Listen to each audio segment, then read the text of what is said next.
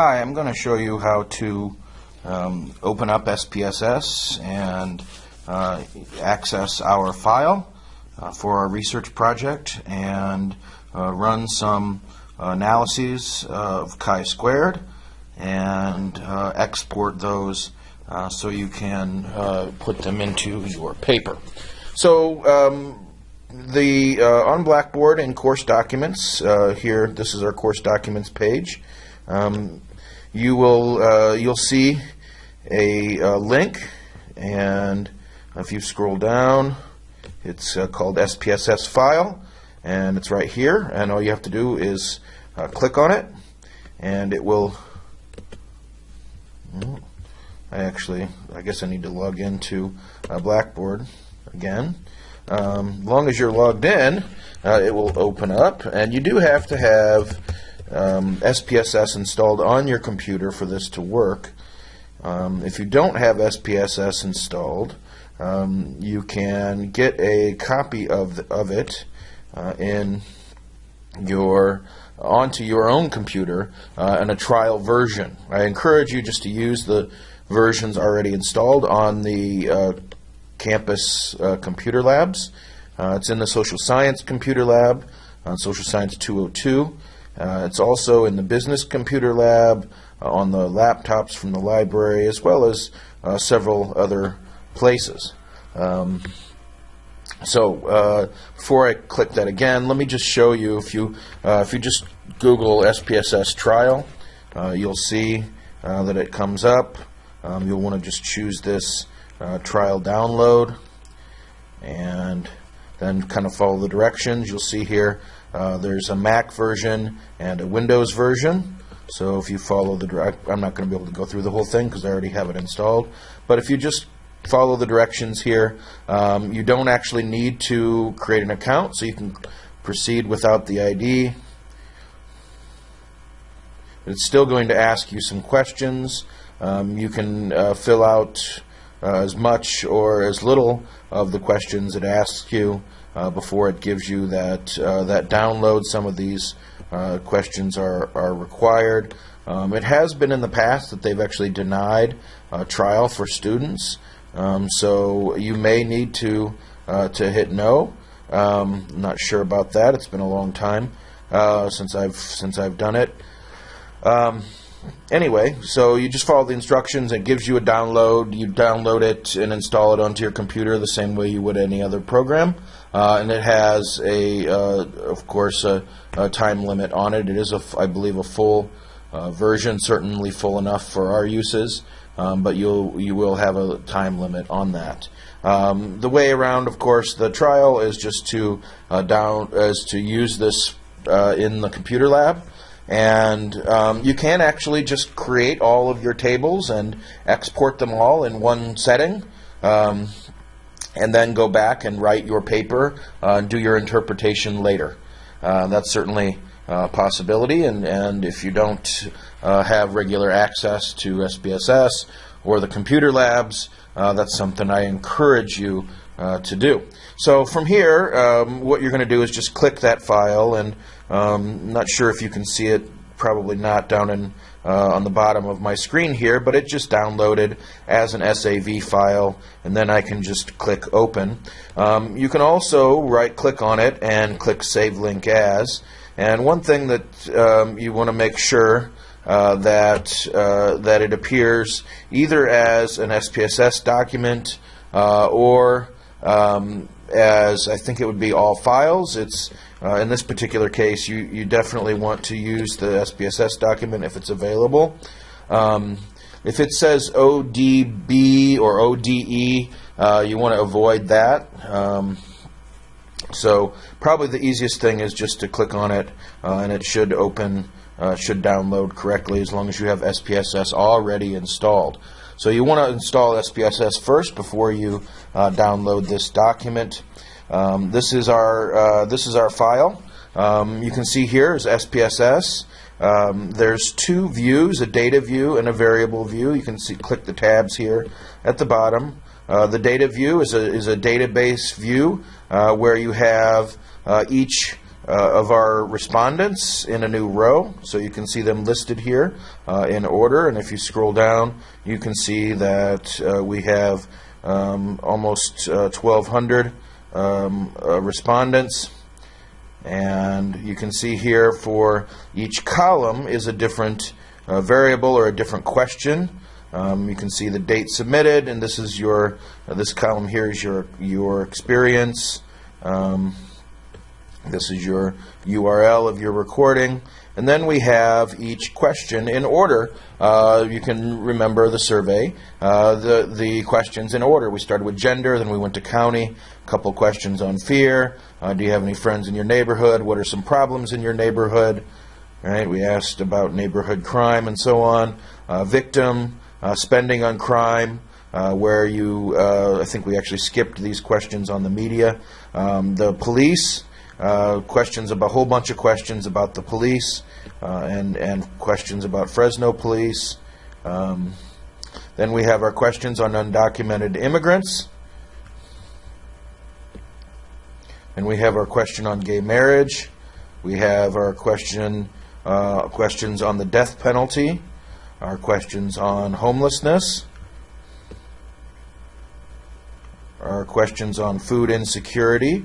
And then our questions on inequality.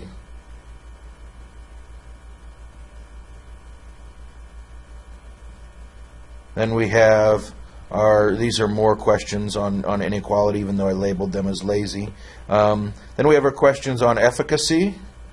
And then we get into all of our demographic questions: religion, education, race, neighbor race, visit with your neighbors, marital status, age, citizenship, whether you live in an urban or rural environment, your zip code, your work status, your political party, your social class, and then I created a new variable called whether or not you were a student that wasn't actually on the survey. And so you can see here the way that this is laid out is each row is a different respondent, a different person that we talk to, and each column is a different question.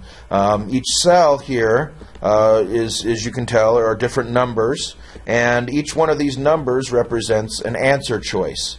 And so you can imagine here there's really just two answer choices for gender, 2 and 4, and I don't remember what it is, but 2 is female, I think, and 4 is male. And the numbers are really irrelevant. It could be 1 and 2 or 5 and 7. It really doesn't matter what number is actually chosen, but that each answer is given a number, and then the system basically just counts up the number of answers for each question and runs percents and the chi-squared analysis to determine the different prevalence of each answer choice.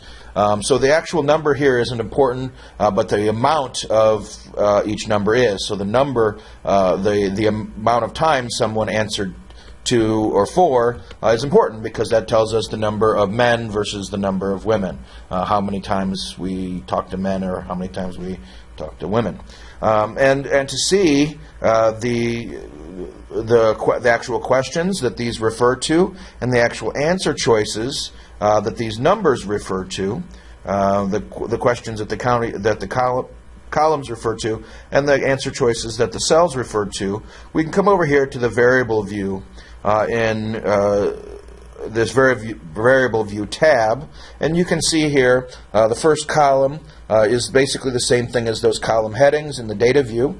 If you come over to label and you just left click on the edge here and drag, you can extend this and you can see the actual question. Do you feel safe and secure in your home at night? Was fear 2. Fear 1 is asking you, are there areas around your home where you feel unsafe? Okay, and then your answer choices are here: yes and no, or 2 and 3 in that case. Yes and no, or 2 and 3 in that case. Right? If we scroll down, we can look maybe at crime spending, and we look at the answer choices. We can click again on this row here. You can see that 2 is about the right amount, 3 is too little, and 4 is too much. Again, the numbers here are irrelevant. They were done automatically by the system. I could have identified them individually, and it would have taken a lot of time. But I did what's called auto coding, which allowed the system to automatically address each. I guess I should say assess whether or not the answers choices have been answered in a certain way, and then giving a number to them. If there's nobody answered it, doesn't get a number, and in fact the highest number of answers gets the highest number. So anyway, that's how that part works. All of this, I'm really just trying to give you kind of the lay of the land and how SPSS is laid out. I haven't really shown you how to do anything yet. In fact, how to do things is done through this menu up on the top. And this is much like any sort of Windows program. With their file, has your basic functions of new, open, save, things like that, print. And edit is sort of a copy, paste, redo, clear, things like that. And then view, of course, changes the way that the screen looks. So all of this very common. Here on data, the rest of these are sort of specific to SPSS. Data, you're not going to pay any attention to this. When you learn more about SPSS, you'll learn how to use some of these things. But for your purposes, you don't really need to worry about the data or the transform. Although, as I mentioned before, I had automatic values coded by the system, and this I actually used the automatic recode program function, just for your information. What we're going to be doing is we're going to go to Analyze, and we're going to go to Descriptive Statistics, and I'm just mousing over here, and then I'm going to mouse over to Crosstabs, and then I'm going to click Enter. Okay, and this is how we're going to create our tables for your paper. So I'm actually now showing you what you need to do to create your actual tables. Again, you're going to come to Analyze and click that. You're going to mouse over to Descriptive Statistics, and then this next box will appear, and then you're going to mouse over to Crosstabs, and then just click on Crosstabs, left click on Crosstabs. You'll see here this screen comes up. You can make it larger or smaller by mousing over it till the arrow appears, and then just holding down your left click and dragging to make it smaller or larger. I like to have it nice and large. Over here on the left, you can see these are all of our questions. They're actually in the order of the survey. To change the way this looks, you can right-click on any of these. It does the same thing. And you can see this pops up. And I actually like this to be on display variable names, because I think it's just easier to read instead of the full actual question. Although if you get to something like this and Fear 1 and Fear 2 and you need to see the actual question, you can just change it right back. Okay, and then the short label is right behind it. So you can see both. Like I said, I actually prefer to right-click on this and choose variable names, because I like to be able to see in shorthand everything. Also, when you right-click on this, you can sort alphabetically if you want. I actually prefer to sort by file order, because that way it's in the same order in which we answered the question, we asked the questions, and in particular all of the demographics are at the end, starting with religion all the way to the end of the file, which is helpful. So what I would suggest is that when this comes up, that you right-click, you choose Display Variable Names, and Sort by File Order. Okay, so the next thing that we're going to do is that we're going to place race into our column. It's always going to be race in the column. For every chart that you create for this project, you're going to place race in the column, and then you're going to choose some of your rows. Now, if you remember, you're going to do some demographics first. Right? If we look back at our instructions here, you are going to so we're going to enter race in the column and other demographic variables in the row. We need 3 of these, and so at least we need class, education, and gender, it says. Okay, so we're going to first run our demographics, and so then we're going to, again, because these are in file order, all the demographics are going to be at the end. And so I'm going to scroll down to the end. I'm going to click on class, and then I'm just going to hit this button to transfer it over to the row. And I want to find education, which is here. And then if you remember, gender was actually asked first because we didn't want to really ask people their gender. And so, which is very standard. Although that may be changing, right? As gender norms start to change, it may make sense to actually let people self-identify. But the standard is just to assume a bipolar gender identity, a male, a female, and then just choose it for them. Most people tend to be fairly obvious and actually do get offended if you choose or even ask them or choose wrongly. Anyway, the class, education, and gender are going to go into our rows, and these are going to be our 3 demographic choices here, right? And you can choose others, as it says: religion, marital status, employment, political party, and so on. In fact, I encourage you to do political party because I think it's very, very telling. And so let me just throw that one in there too. You can do more than one at a time. And this, if you're sure what variables you're going to use, it makes sense to do that. If you're just exploring, maybe and you need an output of just one at a time, then you wouldn't do this. But because it's going to produce an output where all of these are together, and of course you could go back and delete them from your Word file if you needed to, but it's no point in producing a bunch of extra output that you don't need. Okay, so now I've got race in my column, I've got class, education, gender, party in my rows. There's a couple of things I need to do. I need to click on statistics and then click chi-squared. So I've clicked the statistics button and this popped up. And then I'm going to click chi-squared and then continue. I'm going to click cells.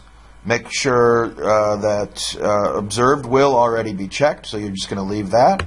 But you're going to add expected, column, and standardized. This column is the most important. This will ruin everything if you don't have a column chosen. Okay, so I've clicked cells. Observed will already be checked, and I'll leave that. And I want to make sure that expected, column, and standardized are also checked.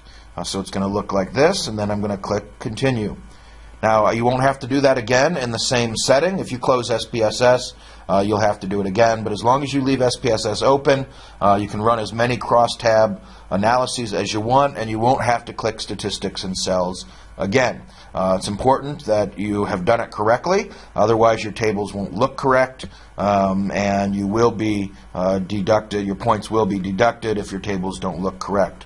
Once you've done your settings on statistics and cells, you have your rows and your columns set. You're going to just go ahead and hit OK. Here we have our output. Our output is, you can see here, a case processing summary. We're not going to actually use that, so that can be ignored, as well as this stuff up on top. The two that we want to pay attention to, we actually would like this question here, and then the cross-tab table, and this chi-squared table. Okay, this is what's important for you to use in your paper, and here's how we're going to interpret this. Okay, you're looking for the demographics.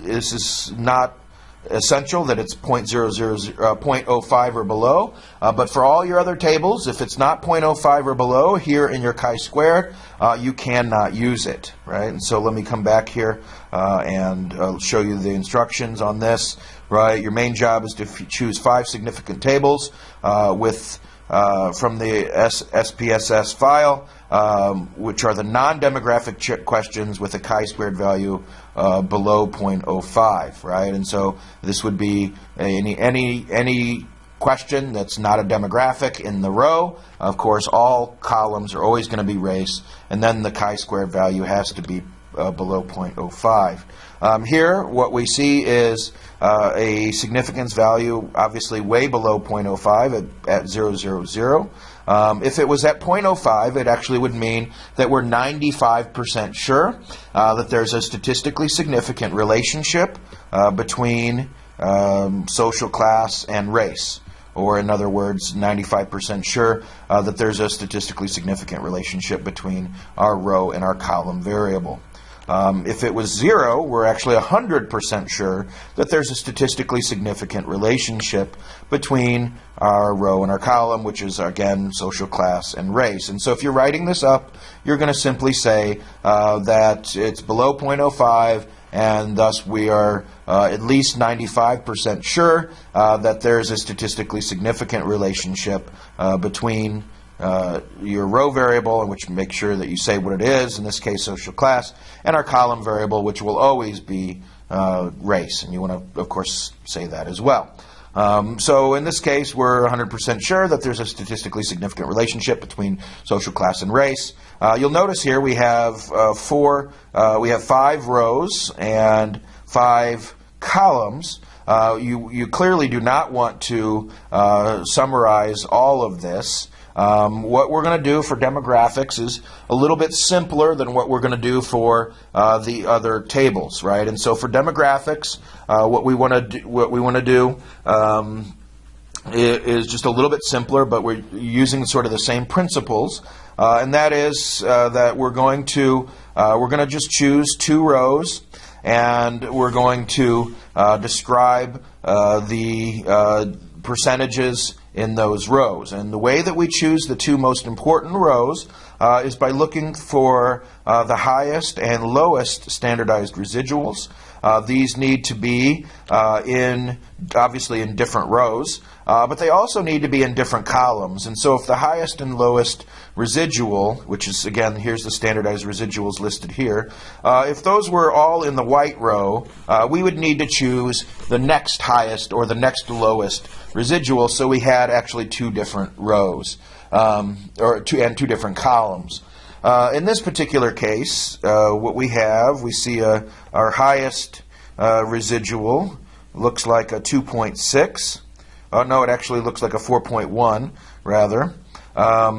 For the upper middle class, our lowest residual looks like a negative 4.3 in the working, but this is in the same row, so we're going to actually come over here to our next lowest residual of negative 3.7, but that's also in the same row. And so maybe what we want to do is choose the lowest of negative 4.3 and then choose another highest, and boy, this makes it hard because that's 2.4, 2.6.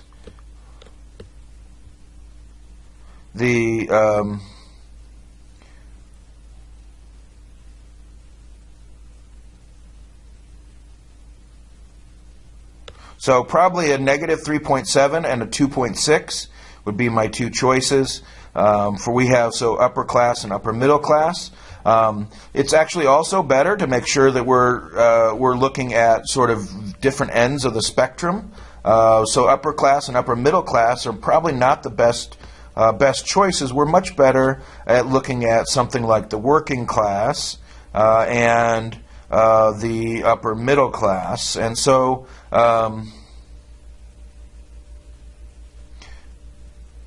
let's see. So okay, or maybe even the upper class and the working class. In this particular case, there's lots of good choices because there's very high and very low residuals in all of them. And so what I would probably do is do the working class and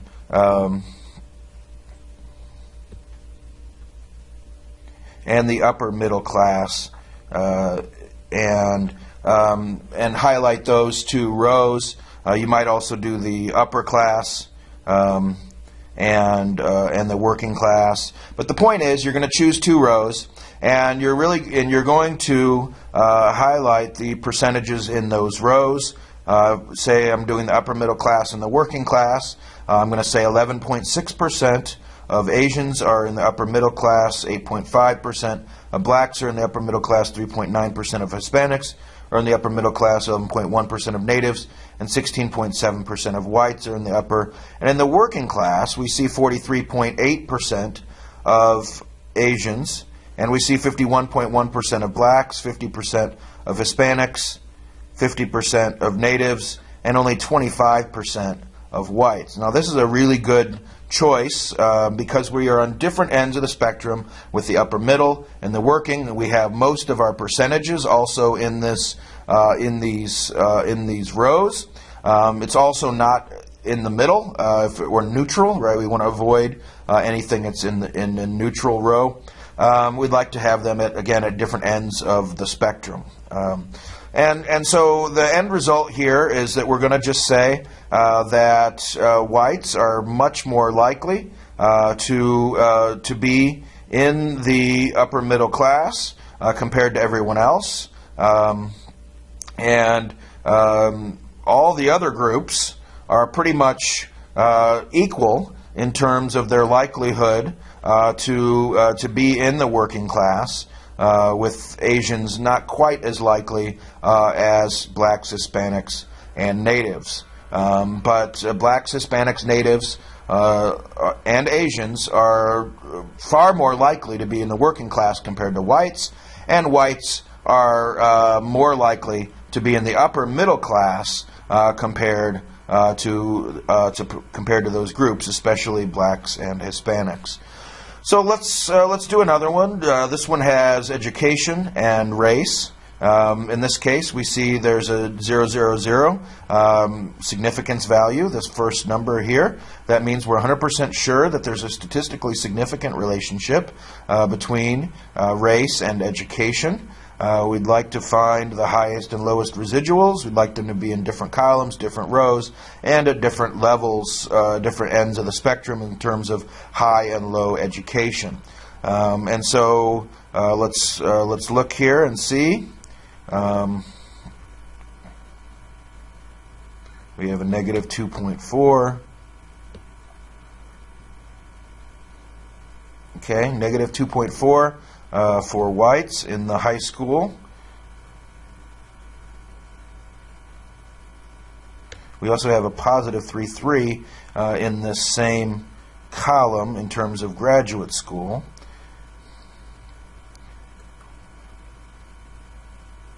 However, that's in the same row. So I'm going to say high school and graduate school are the good choices. They are on different ends of the spectrum. We can use this negative 2.1 for Hispanics.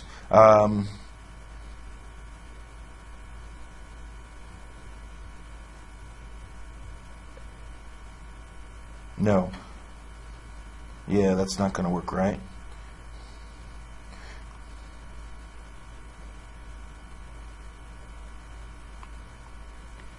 Well, we could use this negative 2.1 and this positive 3.6 and highlight these two rows. I like them because they're on opposite ends of the spectrum.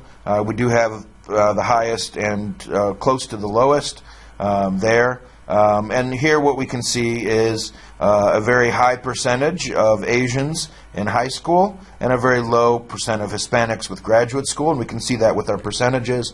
3.3% of Asians have a graduate school, 6.1% of blacks have graduate school, only 2.5% of Hispanic, 0% of native, and 8.9% of whites have graduate school. When it comes to only a high school diploma, 35.8% of Asians, with a very high percentage, by far the highest percentage of groups with only a high school diploma, and 14.3% of black, 21.9% of Hispanics, 16.7% of Native, and 14.6% of whites. So in this case, what we actually see is, in summary, that whites by far have the highest percentage of people in graduate school, followed by African Americans, and everybody else way behind. And in terms of only having a high school diploma, we see Asian Americans having by far the highest percentage of people with only a high school diploma, with Hispanics not far behind, and then everybody else pretty far behind that. Okay, so that's your second table. We would do the same thing for gender. In this case, it's close to 0.05, but it's below 0.05, and we can see here on this gender you can ignore. I actually made a mistake and should have deleted this row, so you can just ignore row 1 here, and we're just going to focus on the female and male. 1 is basically people who refused to answer, which is like 27 people out of 1,100, or maybe the person doing the interview forgot to answer that question. And you can see here, right, we have only got 2 rows, so we don't have to really choose which 2 rows to focus on. And you can see that we have a high percentage in the females, we have a high percentage of Asian with females, and a high percentage of whites with females. And with males, obviously it's going to be different. We see a high percentage of natives with males, and a high percentage of black males. Okay, so and then we have our political party. We have Democrat, Independent, Republican. We also see this is statistically significant relationship at 0.000, 100% sure that there's a statistically significant relationship between your race and your political party. We need to choose 2 rows here, the 2 with the highest and lowest, and hopefully on different ends of the spectrum, and just so works out. Independent, of course, is the middle, and it doesn't really have the highest or the lowest residuals, so perfect. We're going to do Democrat and Republican, and you can see here the Hispanic is going to be more likely than we expected to be Democrat.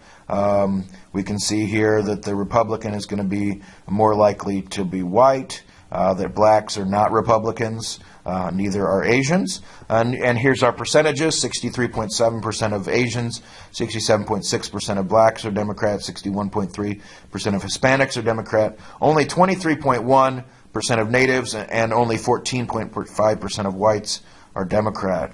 When it comes to Republicans, 16.5% of Asians are Republican, 10.8% blacks are Republican, 17.5% of Hispanics are Republican, 30.8% of natives are Republican, and a whopping 62.1% of whites are Republican, which of course all of this fits the national trends as well. And so we can see that Hispanics are very low on Republicans, as are actually the blacks are the lowest on Republican, followed by Asian and then Hispanics, whereas natives and natives are a little bit higher on Republicans, but by far the highest percentage of Republicans are white.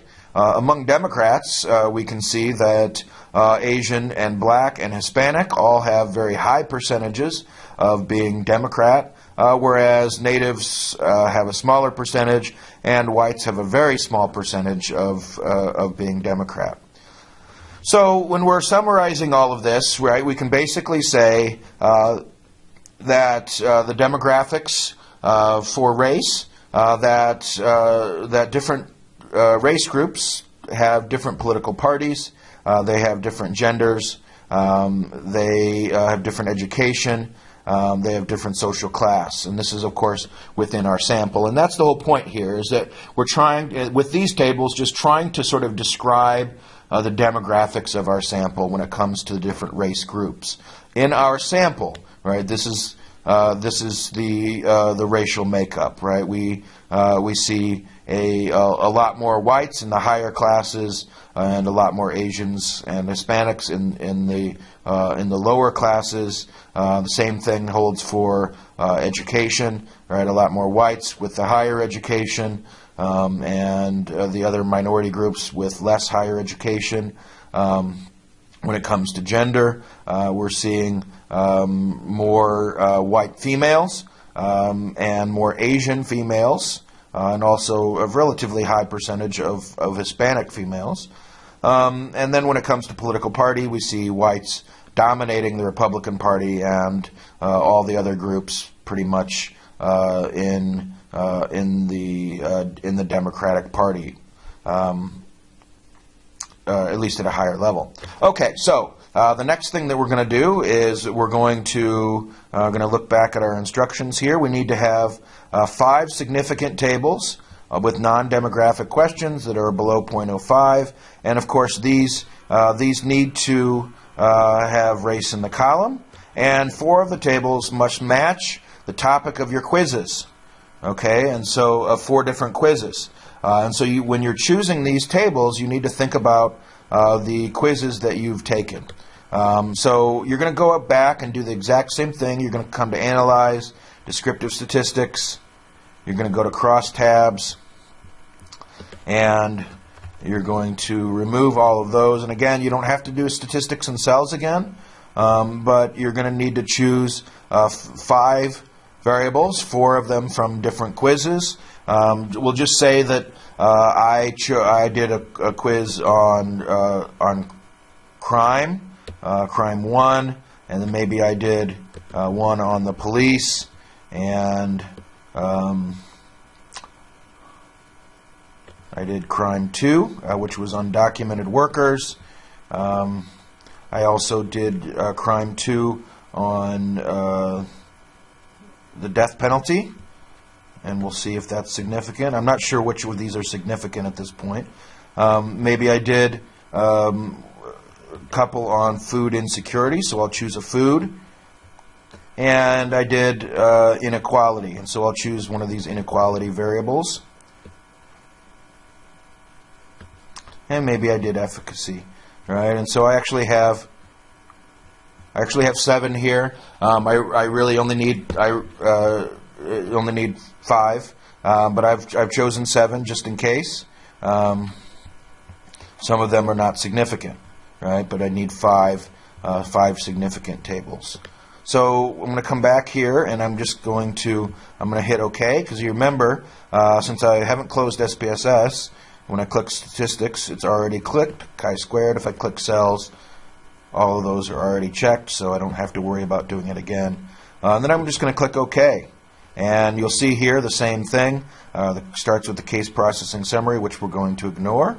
We have the question here of race, and then is there a place around your neighborhood you're afraid to walk alone at night? This is not significant, so I cannot use this table. It's above 0.05. So I would need to find another crime variable. I'm not sure if I actually did. This one's on police. It is significant. So I can use this table. Here again, I'm trying to find the 2 rows that are most important. I can see a negative 3.0 in the fairly often, and I can see a positive 2.7 in the very often. Unfortunately, those are on both sides of the spectrum. I would much rather have a never. I could do the 2.2 on never, and then a negative 1.4 on occasion. That would probably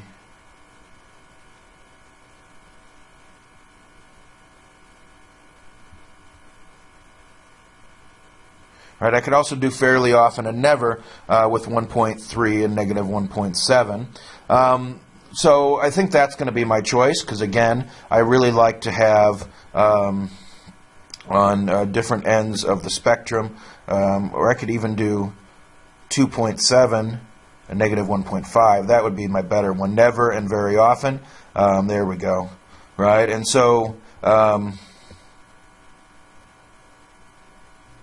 Here we see the never and very often rows with the 2.7 and the negative 1.5 showing us the most important residuals, giving us a highlight of the most important rows. 0, 0, 0 meaning that there's a 100% likelihood there's a statistically significant relationship between being afraid in your neighborhood and race. And 10.7% of Asians say they're very often afraid. 20.8% of blacks say they're very often afraid. Only 9.2% of Hispanics said they're very often afraid. 11.8% of Native and 6.0% of whites say they're very often afraid. If we say never, we see 14% of Asians say they're never afraid.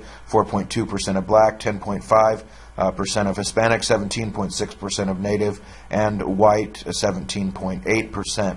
Clearly, we can see here that whites have a very high percentage of being never afraid, and that blacks have a very high percentage of being very often afraid. Okay, and so that's all you're really doing here, right? Is that you are reading the chi-squared statistic. You're picking out two rows, preferably on either end of the spectrum, that also have some of the highest and lowest residuals in those rows and in different columns. And then you're reading across the row and giving all the percentages in those two rows, and then you're summarizing the findings from those rows, in particular by highlighting the residuals, right? And so in this case, right, the residual here of 2.2 really showed us the high percentage of whites, and the negative. Under very often, we see the 20.8 and the negative 1.7. And so, as I said, whites are much more likely to say never, and blacks are much more likely to say very often. Whites aren't likely to say very often, and blacks are not likely to say never. So that's it. And you're just going to repeat that same thing for your other tables. Here we have undocumented immigrants. This is statistically significant, 100% sure there's a statistically significant relationship between race and whether or not you think undocumented immigrants threaten American culture. We can choose our two rows to emphasize. Again, we want to ignore the neutral row, so that's not going to be the one we're going to choose. Ideally, we're going to choose like strongly agree and strongly disagree, and in general, it looks like those are fine choices. We can highlight, for example, the negative 4.5 on whites and the positive 3.0 on Native. Also,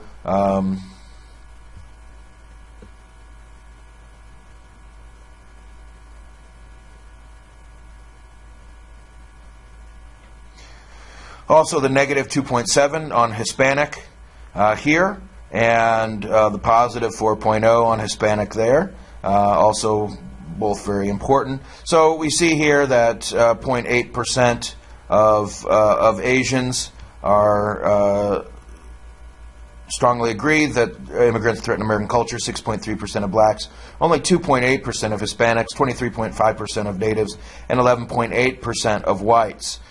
So here we clearly see that natives are the most likely to strongly agree, followed by whites with a very small percentage of Hispanic and Asians. When it comes to the strongly disagree, we see 28.9% of Asians, 33.3% of blacks, 45.2% of Hispanics, 29.4% of natives, and 18.6% of whites strongly disagree. Here we can see that the Hispanics are by far the most likely to strongly disagree, followed by African Americans and Asians, whereas whites were the least likely to strongly disagree. So what you're doing here, again, is we're going to read all the way, we're going to do our chi-squared, we're going to state our number, what it means, we're going to read all the way across the the row and give all the percentages. Then we're going to summarize the findings by talking about what they mean without using percentages. You don't necessarily have to highlight all the groups when you're summarizing. You want to hit at least 2, sometimes 3 or more groups. In this case, I highlighted whites, Hispanics, and Asians. Okay, so hopefully you get the idea here. Here's the death penalty, another one that's statistically significant at the 0 level. Here's one on food, statistically significant, 0.007. Here's one on inequality, statistically significant, 0.000. This is one on efficacy, and this is statistically significant, 0.003. So hopefully you get the idea here. Once you're done with that, what you're going to do is you're going to export your results. And in fact, you probably will export your results actually before you interpret them. You do want to make sure that you've got at least your tables, enough tables that have a significance value of below 0.05. But once you have your tables, you're just going to come to File. You're going to go to Export. Then you're going to go to Change Options and Shrink Width. And this was already set for me, but for you, it will probably be on Wrap. So you'll need to change this to Shrink, like that, and then hit Continue. Then you're going to click Browse and go to wherever you want to save it. I usually save stuff to my desktop. Just call it Output. And click Save. And then click OK. And then when I go to my desktop, right, I'll see here's my output file, and you'll see here it is. Right, and you'll notice that it does output everything, and so you'll need to delete the parts that aren't important, like this first case processing summary table, right, and everything above that. Right, you'll need to delete that, and then same thing for every. You'll notice at the beginning of my next one, right, that was just for my demographics. So when I ran my other tables, it did it again, right? And so I'm going to have to go back there and delete my case processing table and the one right above it, as well as that information.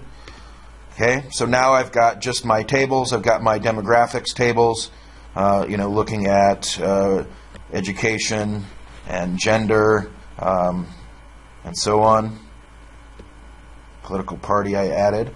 And then I've got all of my 5 regular tables listed out here. And you'll notice they're all very clean, where the entire table is within the margins, and that's why we use Shrink. If you don't do the Shrink, the table won't look clean like this.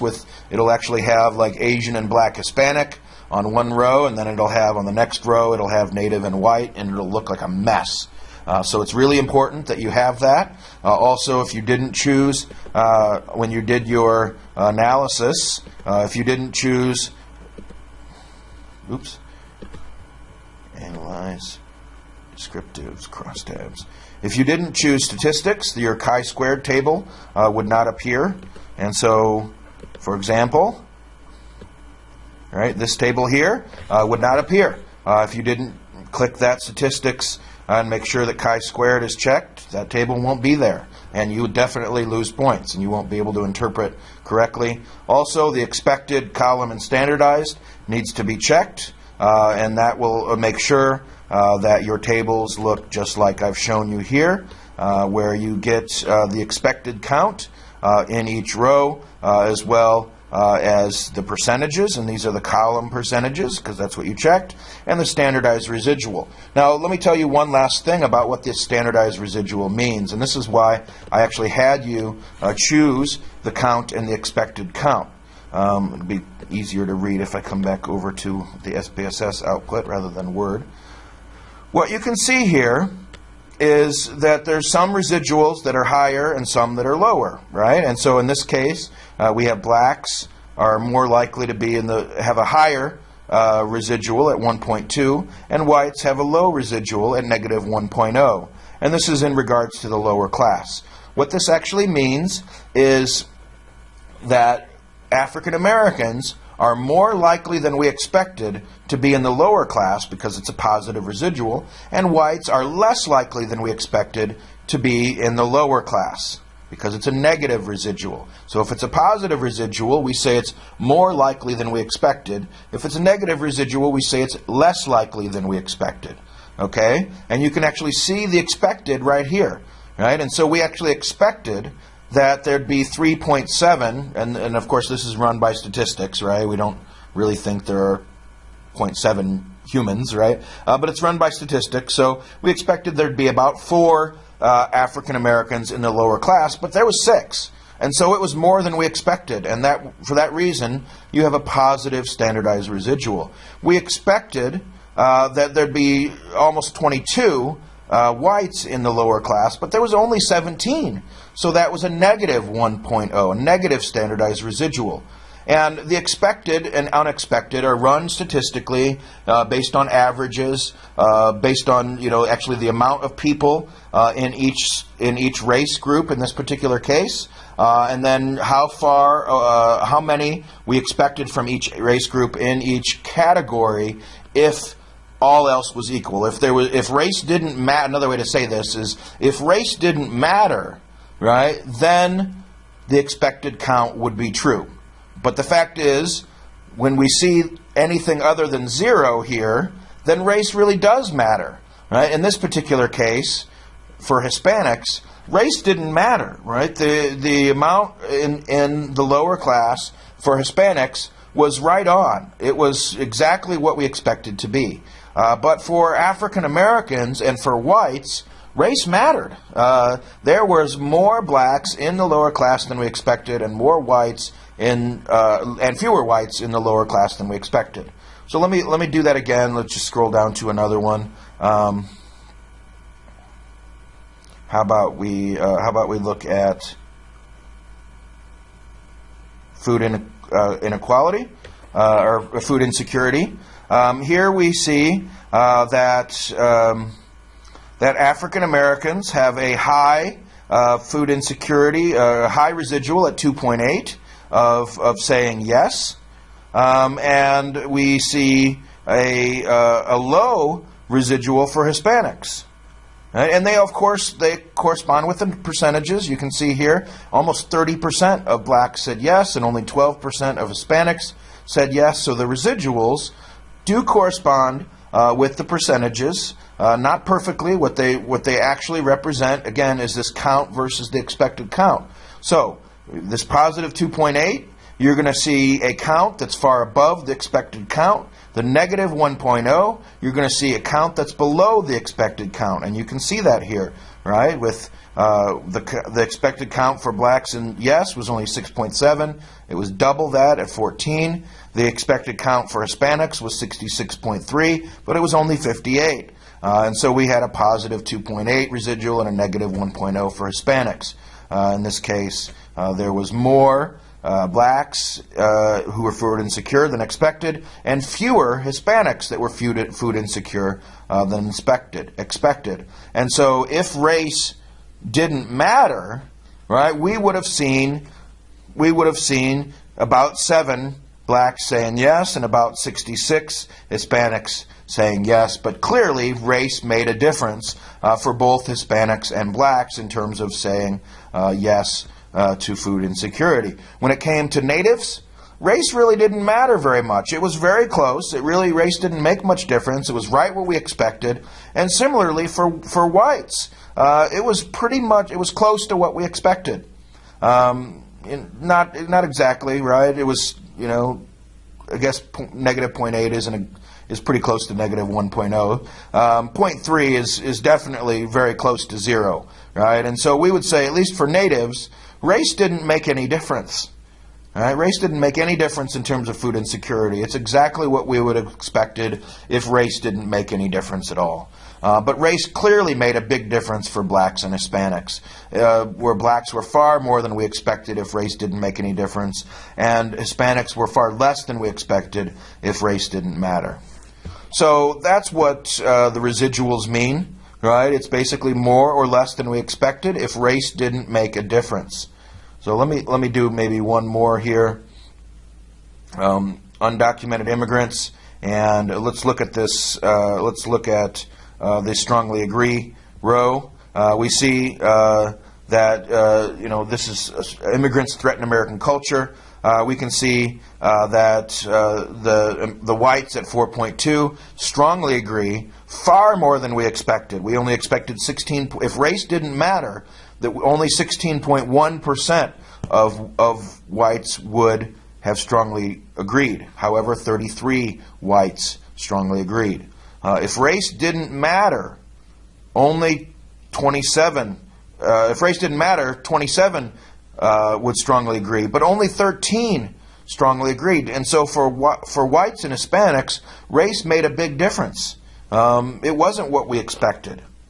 Okay, and that's why that's what we actually learned by looking at these residuals. That it's far more than we expected, or far less than we expected, if race didn't matter. Now, you can see examples about how to do your analysis. You don't have to explain everything with the residuals. You can explain some of that, or as much of that as you want. And if the more you explain, probably, as long as it's clear, probably the better off you're going to be in terms of a grade. But it's not absolutely required. You can see here I posted 2 papers that give you an example about how to run your analysis.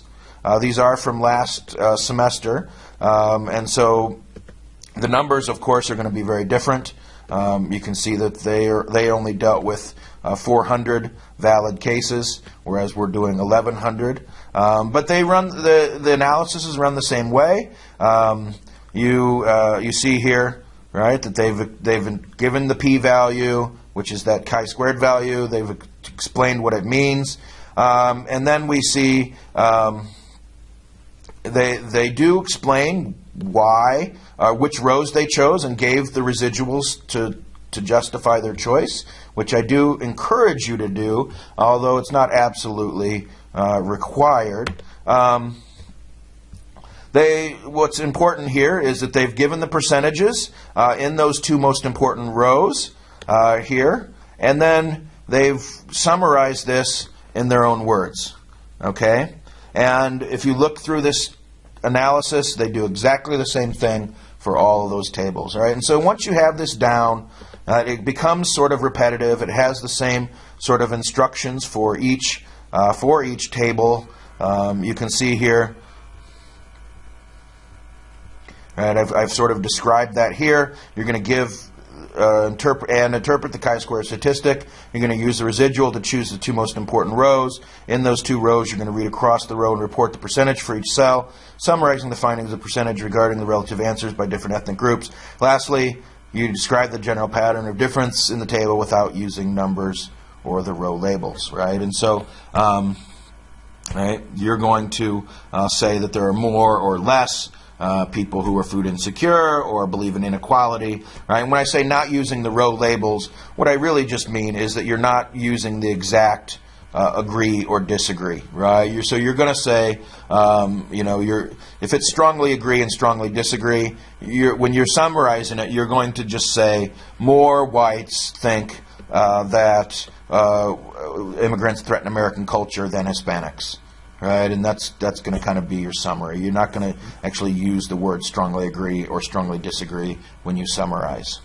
All right, and so you can see that in the analysis paper that I posted from last semester, which is a good example about how to run your, or how to write up your analysis.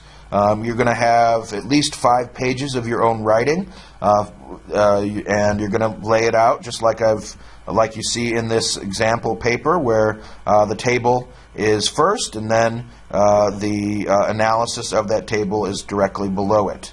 Okay, so that's it. I'm going to sign off now, and you'll let me know if you have any questions.